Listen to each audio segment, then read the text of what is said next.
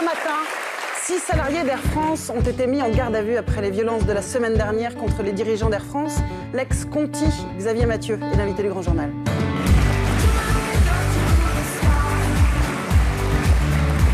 Bonjour, merci Xavier Mathieu. Ça va, vous soufflez, pourquoi ? Mais parce que ça fait 4-5 jours que je refuse toutes les télés, toutes les chaînes de radio, parce que j'en peux plus. Et je suis là pour Ligny Scudero. Voilà, c'est pour ça que je suis venu. Uniquement pour Ligny Scudero. Expliquez-nous. Parce que je rage. Je rage depuis quelques jours de ce que je vois. Le lynchage. Je suis écœuré du lynchage, mais le lynchage que tous les médias ont fait envers mes camarades qui se battent. Parce que moi, j'ai vécu ce qu'ils ont vécu. Les Conti, on a vécu Absolument. ce qu'ils ont vécu.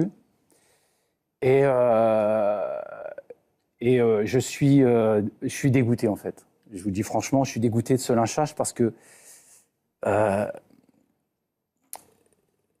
carnage que ça engendre, des licenciements, c'est quoi à côté d'une chemise arrachée, d'un mec qui s'est fait simplement un peu molester, encore molester. Quelqu'un était dans le coma, vous le savez ? Ouais, et alors ? Il y a 5 Conti qui se sont suicidés, il y en a un qui s'est jeté devant les rails de chez Continental. C'est quoi ça ? C'est rien. Parce que la une, vous l'avez faite, la une. Vous avez tous fait la une quand on a pété la sous-préfecture, quand le directeur de chez Continental, il a pris des œufs sur la gueule. Alors, vous avez tous fait la une, je vais finir. Vous avez tous fait la une. Pour que les gens comprennent ce que vous dites, c'est pour ça. Continental a fermé en 2009. A évoqué des raisons économiques, des licenciements, d'une fermeture de boîte, que soi-disant l'entreprise allait très mal, avait des raisons économiques de fermer la boîte. 1500 personnes dehors, des familles entières, une région dévastée. Oui. Aujourd'hui, Continental a été condamné 5 fois sur 6, on attend la 6e fois bientôt, parce qu'il n'y avait aucune raison économique à la fermeture de cette entreprise. Oui. Vous avez fait la Absolument. une des œufs à l'époque dans la gueule de ce directeur, vous avez crié au scandale, vous nous avez traité de voyous, je dis vous, je dis les médias en général. Vous avez crié tous en scandale en disant que les gens de Continental étaient des voyous et les dirigeants de Continental, ils n'ont jamais été au garde à vue. Jamais en garde à vue. Et pourtant, il y a eu des morts. Il y a 500 mecs qui sont encore au chômage aujourd'hui. Il y a 200 mecs qui sont au RSA. Il y a à peu près 400 divorces, 5 suicides, je l'ai dit. Voilà les conséquences. Alors je demande simplement un peu... Je suis venu parce que j'avais envie que les gens comprennent que cette chemise arrachée, je voulais qu'ils comprennent pourquoi je suis venu, parce que je voulais leur expliquer pourquoi cette chemise arrachée, c'est honteux, la façon dont ça a été traité dans les médias. Parce que cette chemise arrachée, c'est quoi ? C'est son métier au mec, de toute façon. C'est quoi ? Johnny Hallyday, il a passé sa vie à se faire arracher sa chemise, il en a fait carrière.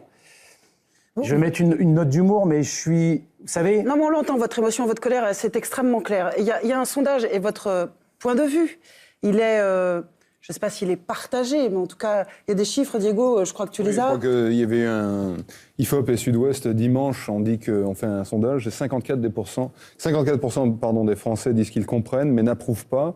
Donc il y a 38 à le condamner et 8 qui approuvent. Des pourcentages. Ouais. Bah ouais. Vous condamnez vous aussi Non. Non, vous ne condamnez pas. Non, et je rends même hommage à la classe ouvrière qui, depuis 2008, il n'y a jamais eu un vrai drame. Il n'y a jamais eu un vrai drame.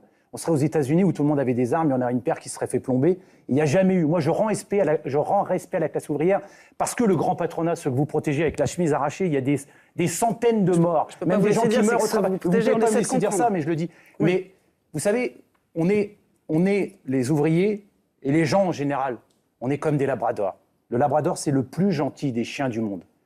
Jusqu'au jour où vous touchez ou à sa maison ou à ses petits. Et là, il vous mord. Et pourtant, on s'est laissé tirer la queue, on s'est laissé tirer les poils, on s'est laissé tirer les oreilles. Mais au bout d'un moment, on mord. Et vous êtes en train de demander d'abattre le labrador. Alors que le labrador, c'est le plus gentil des chiens du monde. Et vous ne voyez qu'une chose, vous ne voyez que la morsure du labrador. Et vous ne voyez pas les conséquences.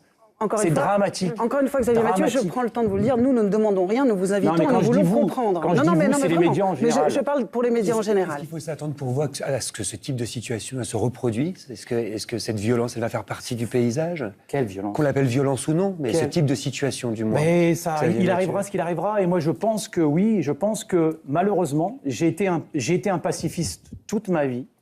J'étais un non-violent toute ma vie. Mais malheureusement, je ne crois plus au pacifisme, je crois en la violence. Parce que vous voyez, par exemple, on a pété la sous-préfecture de Compiègne. Ça faisait 6 semaines qu'on réclamait des négociations. Aucune négociation n'était acceptée. On a pété la sous-préfecture de Compiègne. 3 heures après, on nous autorisait tripartite, tout ce qu'on voulait, on l'avait. Les agriculteurs, ils pètent, ils ont, obligatoirement. C'est la seule Les solution. taxis, mais oui. Parce qu'on est dans une société où il n'y a que ça. Les gens, en face, les puissants n'ont peur que de ça, n'ont peur que de la violence. Pourtant, ça dessert les syndicats, là, ce qui se passe. Mais non, ça dessert rien. On parle Ça plus du dessert conflit rien. social, on parle que de l'affaire de la Ça chemise. dessert rien. Et nous, je vais vous dire, quand on a été convoqué, quand j'ai été convoqué au commissariat de police en garde à vue, les contis sont descendus à 800. Ils ont attendu pendant 2 heures simplement devant le commissariat. On est rentré, on est ressorti, on a signé un papier, on est ressorti aussitôt. Parce qu'il y a que ça qui leur fait peur. Mardi dernier, vous l'avez vu, évidemment, cette vidéo qui est devenue virale où on voit cette femme qui est employée d'Air France qui essaie de parler avec la direction. On en regarde un petit bout. On nous a demandé de faire des efforts, on les a fait. Ça fait 4 ans que nos salaires n'ont pas évolué. 4 ans 4 ans sans rien. Et c'est nous qui trinquons. C'est normal qu'on apprenne par voie de presse combien est-ce que d'entre nous vont sauter. Et pourtant, nous, cet uniforme, je peux vous dire qu'on le porte avec fierté. Nous, on est fiers de le porter, cet uniforme.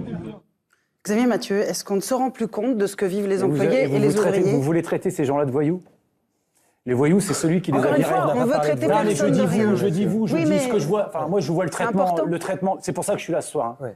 Quand je vois le débattement médiatique sur mes camarades, parce que de quelle violence vous parlez? Le mec, il marchait, il lui tenait sa chemise, il lui voyou, arrachait c'est la Manuel chemise. Valls qui a employé l'expression, c'est pas nous, c'est Valls. pas ici, on répète les paroles. Mais du Valls, il n'a même pas Premier été ministre. capable de traiter Cahuzac de voyou. Il a traité des ouvriers parce qu'ils ont déchiré une chemise. Il n'a même pas été capable de traiter Cahuzac de voyou.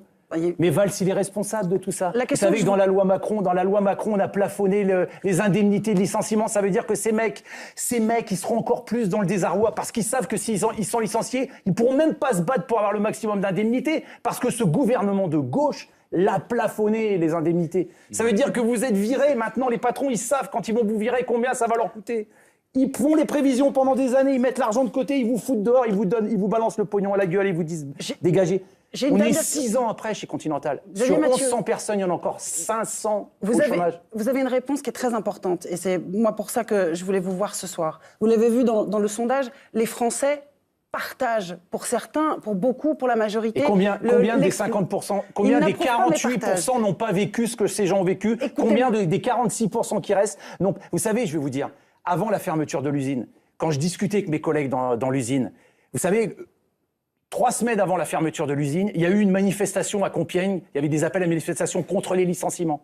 Chez Continental, à la CGT, on avait appelé à aller manifester. On était 17 de Continental sur 1120. 17. Vous les auriez interviewés à l'époque en disant « Est-ce que Nana, les sentiments ?» Ils vous auraient répondu la même chose.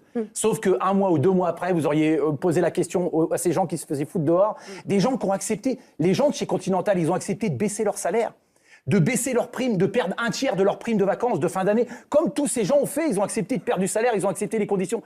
Et c'est ce même mec-là à qui ils se sont retrouvés autour d'une table et qui leur a dit « Si vous faites des efforts, l'entreprise, elle est sauvée, elle est sauvée. » C'est le même mec qui est venu leur annoncer qu'ils allaient en foutre 2900 dehors. Et après, vous vous étonnez que les mecs se mettent en colère, essayent d'attraper le mec. Mais dans la sidérurgie, dans les années 80... Quand ils ont attrapé les patrons, les séquestrations, c'était pas, on leur distribuait pas la pizza, on leur laissait pas le téléphone pour appeler papa et maman et pour répondre aux médias. C'était autre chose que c'est aujourd'hui. C'est une agression. Quand des gens ont donné de leur sueur, donné de leur santé, ou même souvent de leur vie pour faire des bénéfices à une entreprise, et que quand vous avez des actionnaires qui prennent cet argent, qui se le mettent dans les fouilles, et avec ce même argent vont construire des usines à l'étranger, avec l'argent de la sueur de ces gens-là, on est dans un système où plus vous travaillez, plus vous faites de bénéfices, plus vous avez de chances d'être virés parce que cet argent, ils vont s'en servir pour aller fabriquer des usines à l'étranger. Vous comprenez? On est dans un système pourri. Il va falloir le faire. Il va falloir en sortir. Et malheureusement, la violence sera inéluctable. Et pour l'instant, contentez-vous et rassurez-vous que ça soit simplement des chemises arrachées, parce qu'un jour ou l'autre, ce sera bien pire que ça. Malheureusement, on n'a jamais eu de drame. On n'a jamais eu de drame. Alors arrêtez de parler de drame, de lynchage, d'agression. Il n'y en a jamais eu. Ni plus, pas plus avant-hier qu'hier. Non, mais j'entends votre colère, on l'entend, et vous l'exprimez parfaitement bien. Votre message est passé. Je suis extrêmement heureuse que vous soyez venu ce soir, mais je vous assure, ce n'est pas une France contre une autre, en tout cas pas ici. Merci beaucoup d'avoir pris la parole ce soir. Merci.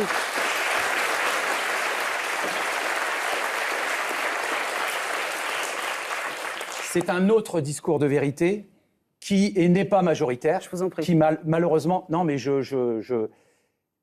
des fois, les discours de vérité ne sont pas ceux qui sont le plus répandus ou ceux, même, vous savez, les gens, vous interviewez des gens, vous sondez des gens. Quand vous sondez des gens comme ça, sondez uniquement des gens qui ont été licenciés et vous verrez la différence de réponse. Pourquoi vous sondez des gens qui n'ont jamais connu un licenciement? Comment voulez-vous qu'ils vous répondent correctement? Ils savent pas, ils ne voient que des mecs qui se sont fait arracher la chemise, ils ne voient pas les conséquences de derrière. C'est pour ça que c'est à vous qu'on a donné la parole. Merci de m'avoir invité. Merci à vous d'être venu. Merci.